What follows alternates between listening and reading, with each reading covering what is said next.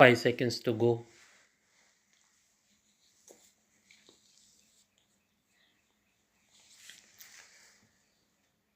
Start. When there is no express order by the respondent bank for extension of services after 1st October 2010, the said date is to be treated as a date of retirement in usual course. In the instant case, the charge sheet was issued on 18th March 2011 after the date of deemed retirement of the petitioner when there was no specific order by the banking authorities for extension of services. Therefore, on that score, the impugned order of dismissal dated 7th March 2012, passed by the appointing authority, being affirmed by the appellate authority as well as reviewing authorities, being not legally sustainable, is liable to be quashed. The view of this court gets fortified by the decision of Honorable Supreme Court in the case of Union of India versus J. Ahmed reported in 1979 to SCC 286, which still holds the fields the entire departmental proceeding initiated against the petitioner after non-extension of service in terms of State Bank of India officers' determination of terms and conditions of service order 1979 as substituted on 23rd February 1984 and State Bank of India officers service rules 1992. The relationship of master and servant has come to an end after 1st October 2010. Therefore, the respondent bank had no jurisdiction to initiate departmental proceeding without extension of services of the petitioner beyond 1st October 2010. Apart from the aforesaid legal of provision in the instant case as apparent from the pleadings of the parties, the bank has not suffered any pecuniary loss for any act of omission or commission on the part of petitioner. In the aforesaid backdrop of fact, the initiation of departmental proceeding and imposition of extreme punishment of dismissal from services is unreasonable, illegal, and not legally sustainable. When the appellants approached the division bench of the High Court in letters patents appeal, the division bench repelled the contention of the appellants and held as follows. The contention of the learned counsel for the appellant bank that, as per the Rule 19.1 of the State Bank of India Officers Service Rules 1992, the respondent writ petitioner was to superannuate on completion of 60 years of age is again not in consonance with the rules. The relevant portion of Rule 19.1 of the aforesaid rules reads as follows. An officer shall retire from the service of the bank on attaining the age of 60 years or upon the completion of 30 years service or 30 years pensionable service if he is a member of the pension fund, whichever occurs first.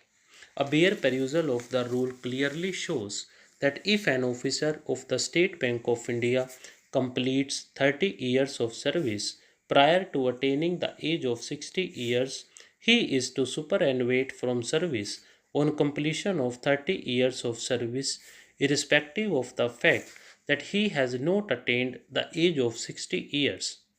In the case of the writ petitioner, he was made to superannuate on the date of completion of 30 years of service in the year 2003 itself, and he was again given an extension of service from 27th December 2003 to 1st October 2010.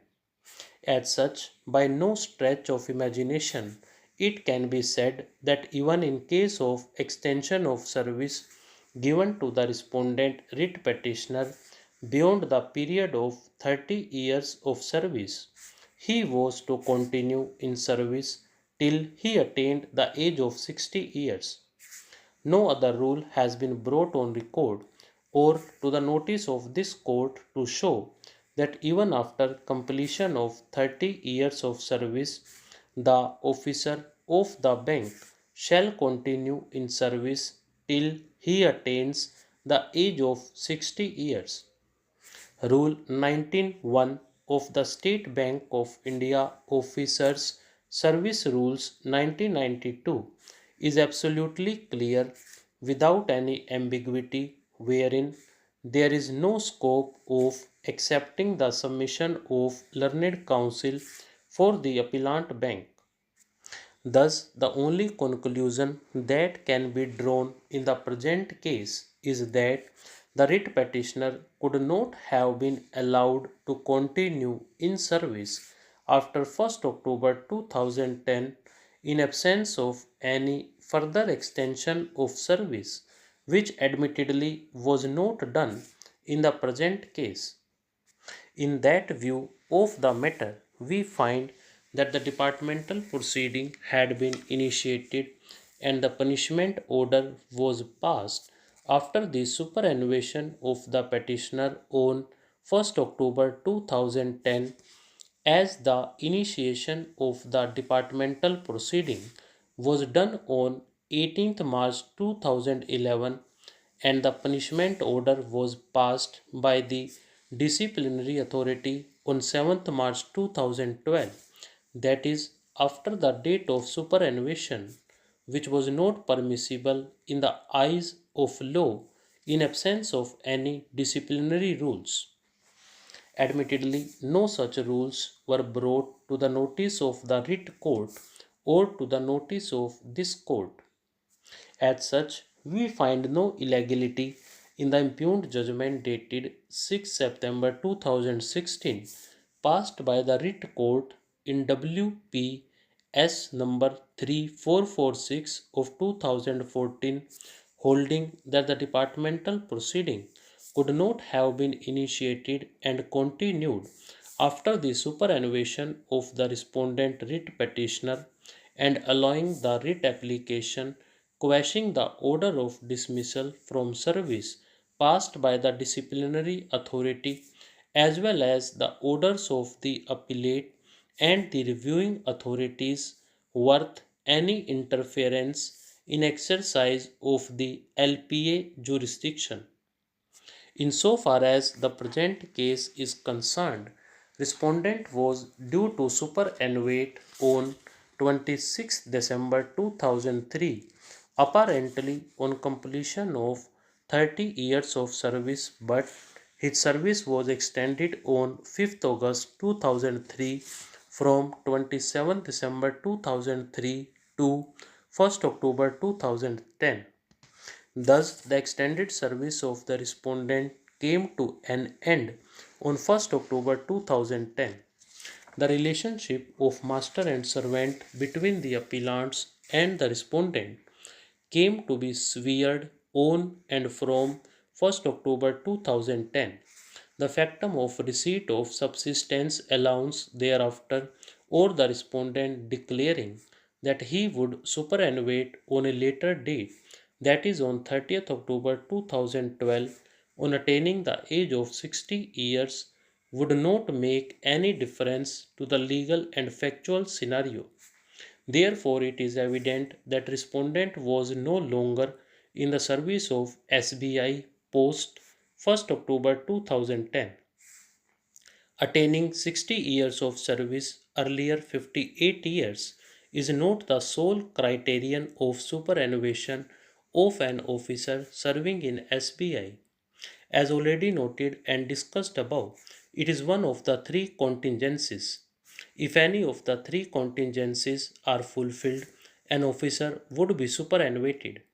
Respondent had actually superannuated from service in SBI on 26 December 2003 on completion of 30 years of service, but his service was extended prior thereto on 5th August 2003 from 27th December 2003 to 1st October 2010. Post 1st October 2010, there was no further extension of service.